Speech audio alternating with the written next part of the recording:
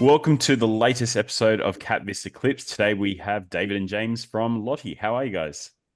Great, mate. Yeah, thanks, mate. I'm very well. How are you? Good. I'm excited, and we're just talking off camera that the space that you're playing in is about to blow up. But and I want to get into that. I want to touch on that. But firstly, I want to really understand who you are and what brings you here, and by going through your backgrounds, and tell me about who you are, not just business side, but hobbies and what makes you tick.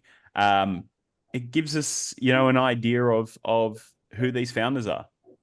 So you want to jump into it? Tell me a bit about you. For sure. Sure. So we've known each other since university now. Yeah. So we've been in business for 10 years, coming up to this year. So we've partnered up on a few things since then. Started off with a media marketing agency, which James runs at the moment. Yeah, so that's Ribbon Gang, which is been a bit of a golden goose for us over the years. So we've got a really good team there. We've now got over 20 staff across Australia, Singapore, and throughout Asia. We work with clients like Nikon, APAC, large engineering infrastructure companies, all the way through to e-commerce, small and medium businesses of all shapes and sizes. So, education, New South Wales government. We've done a range of work over that time with all of them. I guess that's where, David and I really got started in the business world, was building that. And we've had a few iterations of that over the years and really found our sweet spot now. And so that's what I run day to day. But then over that time too, we helped set up a co-working space, the first co-working space in the Central West, when all of that was becoming the hype. So just before the Sydney Startup Hub launched their space in Wynyard, we were launching, as part of the Sydney Startup Hub's Jobs for New South Wales program, the first one in the Central West, which is called Upstairs. There was actually 7 others at the time. I'm not sure of all their statuses, but Upstairs is one of the few ones still ticking over and running, which is, we obviously exited that business. It was more of a feel-good opportunity than it was a moneymaker, but left that in a good space. And then since then, started another cafe. We had a cafe in Bathurst, flipped that, started another one in Bronte with Dave's sister-in-law, the Coot, which if any of our listeners out there are nearby, go and have a coffee. They actually they used to serve our own Ribbon Gang coffee blend. So, trust the marketers to try and get their name on anything. But we've changed up since then, but that's a really popular cafe and that still runs today. But that's a quick background as to sort of what's led us to this point. I guess we're both from Bathurst originally, and we went to Sydney to start our careers in media and marketing, and then moved back to Bathurst to start our own agency. And we still have a footprint there in the Central West and Bathurst as well. We've got a team of 8 who work out of the office there, and pretty loyal to the hometown country boys, that's for sure. Yeah, certainly try and give back a lot to the community out there, like we do. Have done work with Adopt Change, even though they're Sydney-based. I think some of the team are in Orange. And that's in terms of the foster care government schemes and programs they run. Lifeline, Central West, a whole range of work. Really like to try and give back to the guys out there. We like it. Yeah. Even though we're in Sydney now. Yeah. So that's a good story. Two country boys that moved to Sydney, met in uni, and you've been in business ever since. And obviously, it comes across that you've got a good working, partnership. You work in, good together, which gives people confidence that you just didn't meet 6 months ago and came across an idea. You've got a long, proven track record of working together, and that dynamic between founders is essential. If you can't get that right, the business really can't go far. We're all in sync today as well, mate. Look, I got the memo. Joe sent through a little note saying make sure you dress in black. So we all got the memo. All right, so tell us what you're doing now. What's Loti about? Sure. So I guess because we've been involved when we set up the co-working space in Bathurst, we saw a lot of startups and businesses go through, and everyone's got an idea. They pitch you at certain points, and never really went down the rabbit hole of going through one until we saw the right opportunity. It was many years. I think it would have been 5 or 6 years ago now that we first came up with the concept of Loti. Yeah. And we're just at, the pub, bunch of mates, very classic story, but, the big old Powerballs on the horizon, everyone's getting their tickets on their, going into the news agents, buying their tickets or whatever. And, whilst it's a bit of fun to have a laugh and like, yeah, I got my tickets, here's my lucky numbers or whatever. No one really thinks they're going to win, but everyone talks about what they'll spend the money on. And I guess, a combination of having that marketing background, producing a lot of content, over the years, like I guess every town and suburb, there's been a winner that pops up in Bathurst, and everybody wants to know who it is. So we were just chatting about it afterwards, and we're like, surely there's a better way of doing this than paying more people faster. And that's really where the idea of Loti came from. So, we just saw the issues with like an industry that's been around forever, like a really historical industry, could be changed up a bit by being more transparent with the odds, knowing how many people could win, having better odds. Like they're terrible odds if you play no one's going to win the lot. And it's making it a bit more fun and a bit more gamified. Yeah. So that's an interesting one because everybody wants to win the lotto. You hear about it every time. Our biggest jackpot here in Australia was what, 250 million. But across the globe, there's $2-3 billion jackpots, right? But they're really, really hard. When you have a look at the statistics, the mathematical, odds behind it, it's that's terrible. Yeah, you're never gonna win. 150 million chance to win it. So the idea of what you're doing, smaller pools, better chance to win, and the odds are in your better in your favor, right? That's really interesting. So go more into it because what is we understand now that it's smaller pools, gamified, people have a better chance to win, and it goes off more regularly. But from a legal standpoint, what does that look like? Sure. So we've done a lot of tests. Well, a lot of our time has really been spent on the legal side of it because we've got to make sure everything's set in stone there. So you can operate the game as it currently is combined with a charity, but what we're looking to do in this next round is do a fundraising round to run it with its own legal betting license. So after we do this round, we already know how many players we need. We know our CPA. We know how much we need to launch this into Australia and Asia. And with that, we will launch it that way. Sorry, what was the question again, mate? How's it different legally perspective to, how does it operate legally? Yeah, so that's the version that we can currently run with a charity, but we are looking to raise funds to launch it in Australia with a license, a gambling license. Yeah, so we've already done the legwork there to speak to the various government bodies because each state legislates its own, and then different states have got different legislation around what you can and can't do. So we've already done that groundwork to explore those options. We've got a working option at the moment, and then taking it forward to really, whilst having the non-for-profit version and with the charities, scale it with the for-profit version across Australia and into Asia. Yeah. Okay. So it's operating now. You can jump on, have a look at Loti and see what that looks like. And I've already, put some money in and sort of tested it out. So it is live, right? It's not a pre-launch product. Well, we pulled it back while the Series A round is happening. So we've just got a demo version if people want to play it at the moment. We want to hold gas before launching the big campaign. Yeah. I guess it's important when we go to market at full strength with the Series A, we want to make sure that we hit that critical mass as quickly as possible so that players are having a really good experience.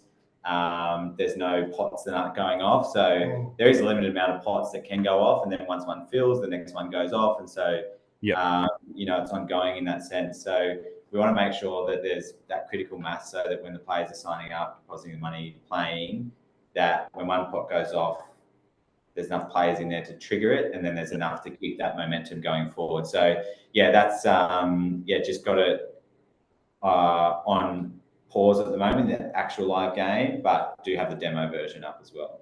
Okay, brilliant. Yeah. So talk to us about the industry, because, over the last, say, 12 months, it's really accelerated. There's more and more of these, charity or membership type games that you can play, and there's more, media focus on it. So tell us how the the industry is going to change over the next 12 to 18 months, and why you're poised to sort of capitalize on it.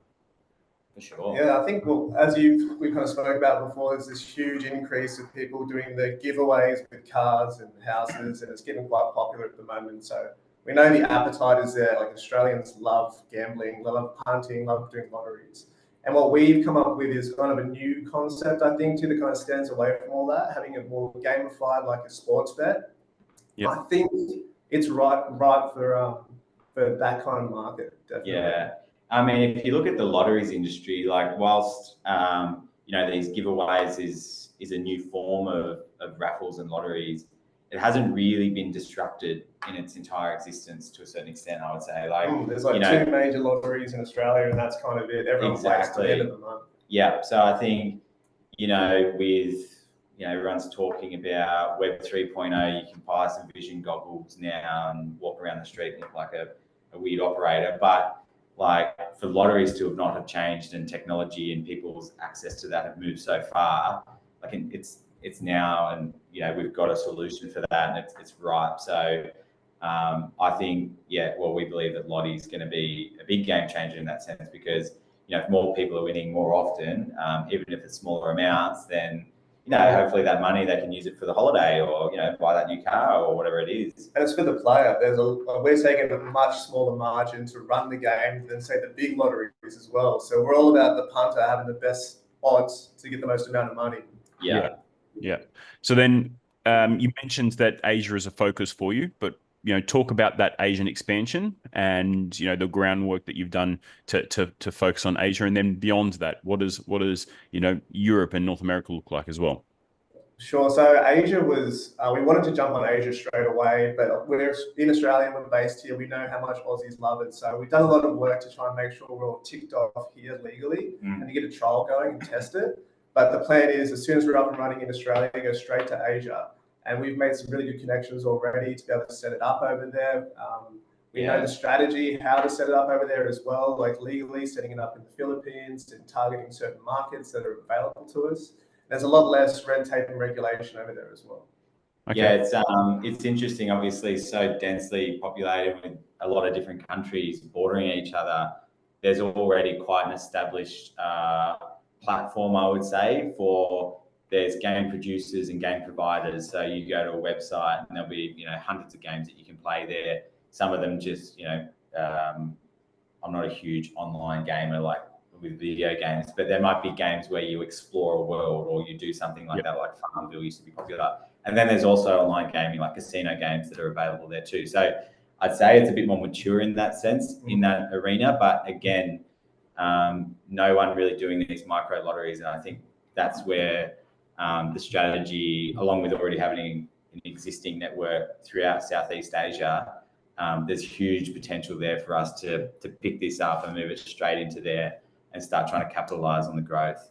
In terms of a strategy, after we do this fundraising round, we're going to launch into Australia, spend 3 to 6 months kind of perfecting that, and then get that model adjusted for Asia. So in terms of a timeline, hoping to be in there within the next 6 months. Okay, brilliant. And then, touching on that, tell us about the raise. How much you're raising, what is it being used for, and what's the momentum you've had? Yeah, sure. So a bit of a background to it too. We've raised $280,000 from friends and family to bring it up to this point, like building the MVP, doing some testing in the market, going back and adjusting the game again. And then a lot of that money really has gone into legals to make sure we're set here in Australia for what we're operating at the moment and for the future. And what we're looking to raise at the moment is to cover launching in Australia and launching into Asia into 2 tranches, I guess. So 2.6 million roughly for a 40% stake in the company. And that's looking to return back to the investor over 4.3 years. Yeah, brilliant. And then the momentum in terms of the raise, have you just launched? What does that look like as well? Sure. So we've only really started this journey as we have with you over the last couple of weeks, but the momentum has been really good. We've made a lot of good connections. We have got a lot of good connections to our agency already.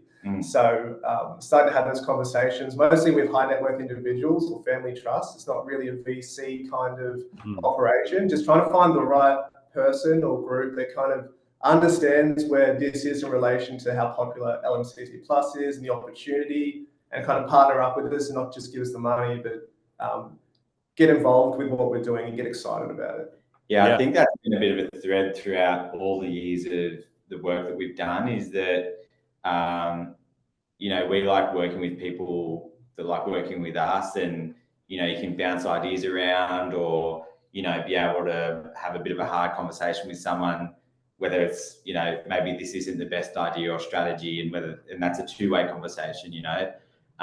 So they're the sort of partners that have really worked for us over the years and helped us, you know, grow the agency to where it's at, and had the success with the co-working space and the cafes and restaurants. So I think for Loti, obviously, you know, quite a large, I guess, enterprise is where we see this going globally. So want to make sure that we build the right team around it now, so that, you know, 6 months, 12 months down the line, we're trying to push it out further. We're not trying to, you know, build new relationship, or we will be, but like, I guess, trying to work through those parts of relationship building. Like, we want to have a great foundation now that will just help us launch into the future. And like, it feels like we're on this trajectory already. Like, everyone we're talking to about it, and we show the app and the new version, is just getting so excited about it. So I feel like it's going to be big once it hits and launches. Yeah, it is, because like you've said, you know, lotteries have been around for decades, you know, 100 years, and they haven't innovated. Now, if you look at the space itself, you know, incredibly popular, no matter where you go, whether you go to a newsagent, whether you go to the pub and you play Keno, where you jump online and these raffle giveaways, you know, even down to your local, you know, football teams, and you know, it's been ingrained in our culture, but it hasn't innovated. Now, bringing something new to the market that has that incentive where, you know, the odds are a lot better for the average player, payoffs go out quicker, and, you know, they're pools where you actually see, you know, them going off, right? You know, if you live in a town that hasn't seen a Division 1 lotto win, you think, oh, you know, it's never going to come to my town. It's never going to come to me. You know, every time these big jackpots go up, and you see, oh, you know, a winner in Queensland, you have a look at the comments on Facebook, and people are like, oh, it always goes off in Queensland. It always goes off there. It never goes off here. Always the theories getting around, aren't there? Yeah, there's always wild theories. But if you can see, you know, from an average, you know, consumer or customer, if you can see that it's going off, if you're based in Bronte and someone in, you know, North Bondi wins, you're like, oh wow, someone just down the road has you know, won, and it feels more local. And if it's going off regularly, it's more enticing for them to play. So this is a space that has that natural appeal, but has been, you know, that will be, you know, an innovation, you know, going forward into the future. And then it has that global aspect. So for a company's perspective, this is, you know, on the path to be a massive deal, which, you know, everybody you're speaking to, you know, me, myself, I'm excited about it. You know, it's people can see it. You're not trying to sell Uber pre-Uber, where people are like, oh, it's never going to work. Yeah, it's a tested market. We know it goes. It's funny too that you said what you mentioned about the localized lotteries as well, because the original, I was going to say that, the original concept for it was to do a geo-fenced lottery for towns specifically. So it was Manly or Bathurst, and they'd have their own lottery pools. And we're going to call it local lottery, and you can see the winner, you know, where they came from. But it kind of evolved into what it is now, like a much bigger version of it. Yeah. And I guess part of what formed that thinking is still sort of sits in the background is, and I think we've spoken about this before, but for the listeners at home, is that one of the most successful marketing campaigns in history is Macca's Monopoly. So, you know, they cottoned onto this really early, that rather than giving away, you know, one really big ticket item, let's give away a small prize, and then, you know, some movie tickets or this, that, and the other. So more people are winning all the time. And I guess That's what drove that campaign, and I guess why they continue to reuse it is because it's so successful. And so I guess there's a little bit of that thinking that underpins this as well. That if you can reward people more often with a little bit, then that's better than just giving away a large thing once. Yeah, that's smart. You know, if it works for McDonald's, which is, you know, one of the biggest brands on the planet, and working with a monopoly, it works for you. All right, guys. I went together with a lottery. Yeah, that's what you get now. Yeah. I won't take up too much more of your time. This has been a great chat. Thank you very much for jumping on. Anybody who's watching this video that wants to find out more, the details will be below. Reach out to me or any of my team, and we can connect you through to the Loti guys. So thank you very much. It's been great to chat. Legend. Thanks, man. Thanks, Dan.